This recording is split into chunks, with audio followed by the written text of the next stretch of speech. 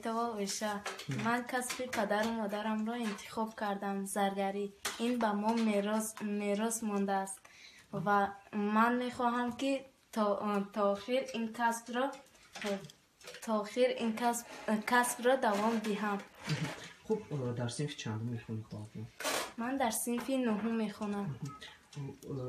چند سال شد این کسب را از خود کردی؟ یک سال می شود که من این کسب را از خود کردم. دا میکنی؟ با صدف گوشواره. عموما از نقره چی ها تیار میکنی با زن ها؟ و با بازار سودا میره و عموما تیار کردگی چیزهایی تو با بازار سودا میره و خریدار دارن؟ بله. هست همسالایی تو که مثلا از همین کسب خبردار باشن؟ بله.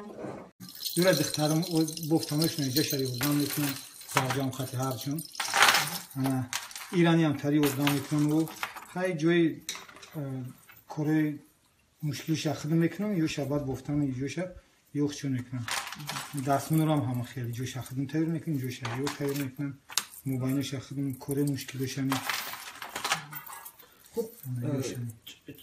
مثلا تا جای ما اطلاع داریم خانواده شما 200 سال باز این جوری به همین کسب مثلا شوق و رغبت دارد. تا چه اندازه این درست باشد؟ حقیقت دارد. ای بابامون نسل به نسل آمده سه. ای بابامون با مادرمون گذشت، ای مادرمون بعد با ما گذشت از خیلی هم خیلی آموخته آمدن. بابای ما یکمین زرگری که در کلو بود، بابای استای زتلو میگفتن همون کسب بودن. سالهای پیش مثلا مردم ساکنان توجه بیشتر به طلا داشتن. حاضر چگونه که میبینیم باز به نقره توجه کردن. واقعا چگونه از سوداست؟ این سبب اوه که نازه اوزی بیشتر اوزی خوب اوزی نسبتی با اینا چند سالی که بود ایو دابو خوب شده است که خیلی جنوب یولی بروار قانون که همه ملی شود. بعد ما در چیو بسیار شدن که ما چیزای ملی سوز میکنیم، ما دستی سوز میکنیم، ما خیلی خلابی نداریم، ما دستی سوز میکنیم همه چیزا. بعد ما در طلبگور زیاد چیزا سوزی، این دستونه دستی هستن، یا ما دستی سوز میکنیم، چلو هستن دستی سوز میکنیم و همه یا از پیشتر هم موندگی یا چی خیلی بگم بازی با نووری شدگی هم یعنی همون نقره‌های بگیم که آماده کرده دوره پیش شما گرفته از نو بدوخته با از نو استفاده میکنه. از نو استفاده کرده عیناً رنگ خچون با از سر نو سوز کرده نو صفات‌های دیگه خلقتی که سبک‌تر باشن. اولو پیشتر وزمین بدن.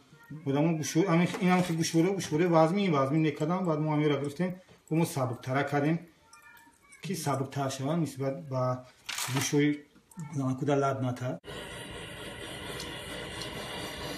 بعد نرخش خیلی نرخ نوش ارزونه.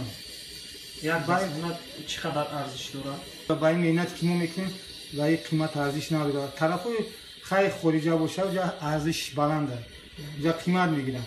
چقدر ارزش داره یک دستونه حوزی بزرگه؟ حوزی بزرگه خیلی تو 200-300 سومونی 400 سومونی 500 سومونی میخواد. انا از خونه چقدر نرخ مثلا میگیرن؟ خیلی میگیرن یا دستونه 250 سوم خیلی دستونه تیار کردنش خیلیش قریب 2 هفته 3 هفته میکشه که مهنت میکنی 3-4 نفر بعد یک دستونه تیار میکنی. حالا باید از خودش در خود باید بنزین میخری، دوروریوش هم میخری، تنکورد ناشوتیر